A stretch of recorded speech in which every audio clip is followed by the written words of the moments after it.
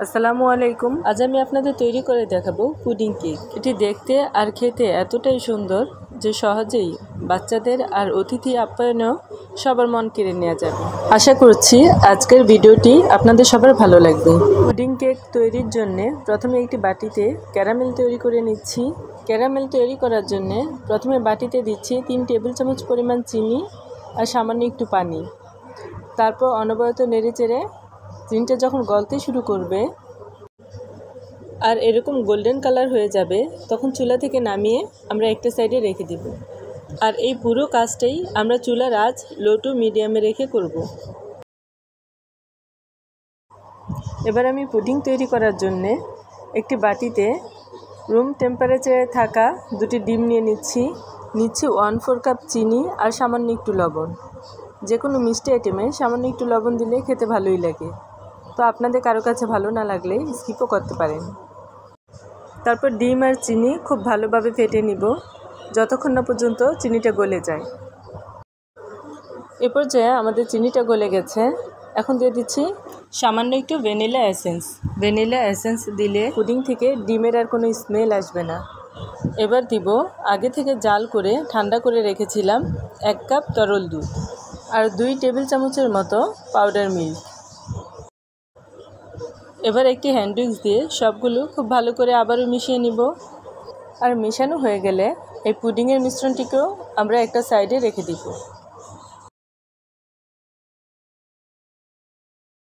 এবার আমি কেকের মিশ্রণটা তৈরি করে নিব। সেজন্য একটি পাত্রে রুম টেম্পারেচারে থাকা 2টি ডিম নিয়ে নিচ্ছি। তারপরে ডিমের সাদা অংশ আর কুসুমটাকে আমরা আলাদা করে নিব। এবার একটি ইলেকট্রিক বিটার দিয়ে ডিমের সাদা অংশটাকে ফোম করে নিব। 1 মিনিট লো স্পিডে বিট করার পর এখানে 1/4 কাপ চিনি আমি 3 বারে দিব আর বিট করে নিব। 2 থেকে 3 মিনিট বিট করার পর আমাদের এরকম পারফেক্ট একটা ফোম তৈরি হয়ে যাবে। এবার ডিমের কুসুম দুটিকে দিয়ে আবারও বিট করে নিব।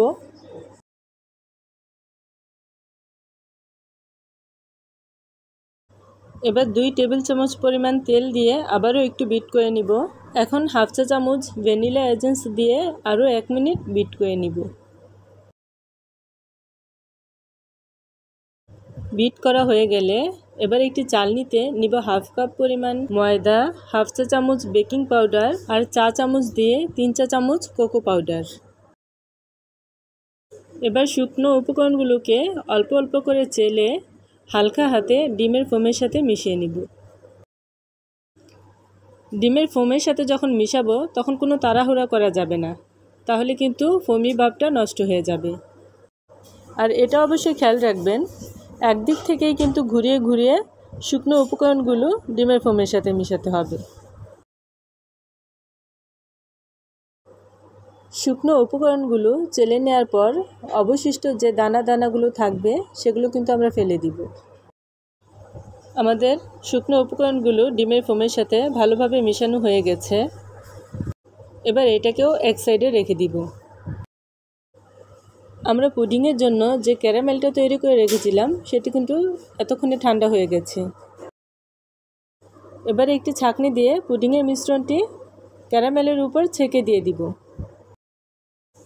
পুডিংয়ের মিশ্রণটি অবশ্যই ছেঁকে দিতে হবে যাতে কোনো লাম্পস থাকলে তা বের হয়ে যায়। এবার পুডিংয়ের মিশ্রণের উপর আমাদের কেকের মিশ্রণটি ঢেলে দিব। ভয় পাওয়ার কোনো কারণ নেই, আমাদের কেকের মিশ্রণটি এতটাই হালকা হয়েছে যে পুডিংয়ের মিশ্রণের সাথে এটা কোনোভাবেই মিশে যাবে না। এবার এটি ঢাকনা দিয়ে ঢেকে দিব। আজকের পুডিং কেকটা আমি ভাপে তৈরি করব, তাই আমি আগে থেকে চুলায় একটি হাঁড়ি বসিয়ে 1.5 লিটারের মতো পানি দিয়ে গরম করে নিয়েছি আর একটি স্ট্যান্ড দিয়ে নিয়েছিলাম। এবার কেক পুডিংয়ের বাটিটিকে স্ট্যান্ডের উপর বসিয়ে হাঁড়িটিকে ঢাকনা দিয়ে ঢেকে দিব। আর ঢাকনার মধ্যে যে একটা ছিদ্র থাকে সেটাও বন্ধ করে দিব। 40 মিনিট মিডিয়াম আঁচে এই পুডিং কেকটা আমি ভাপিয়ে নিব। 40 মিনিট পর ঢাকনা খুলে একটি কাঠি দিয়ে আমি কেকটা চেক করে নিচ্ছি। প্রিয় দর্শক, আপনারা দেখতেই পাচ্ছেন কাঠিটির গায়ে কোনো কিছু লেগে নেই, তার মানে আমাদের কেকটা হয়ে গেছে। এবার কেকটা নামিয়ে পুরোপুরি ঠান্ডা করে নিব। তারপর একটি ছুরি দিয়ে বাটির চারপাশ থেকে কেকটা ছাড়িয়ে নিব। কোনোভাবেই গরম অবস্থায় এই পুডিং কেকটা ঢালতে যাবেন না, তাহলে কিন্তু ভেঙে যেতে পারে। ছাড়ানো হয়ে গেলে এবার কেকটিকে আমরা একটি প্লেটে মোল্ড আউট করে নিচ্ছি। মাশাআল্লাহ, প্রিয় দর্শক, আপনারা দেখতেই পাচ্ছেন আমার কেকটা অনেক সুন্দর হয়েছে। প্রিয় দর্শক, আমার রেসিপিটি যদি ভালো লেগে থাকে তাহলে প্লিজ একটা লাইক, কমেন্টস আর শেয়ার করবেন। আপনাদের একটা লাইক আর কমেন্টস আমাকে পরবর্তী ভিডিও আরও সুন্দর করে করতে আগ্রহী করে।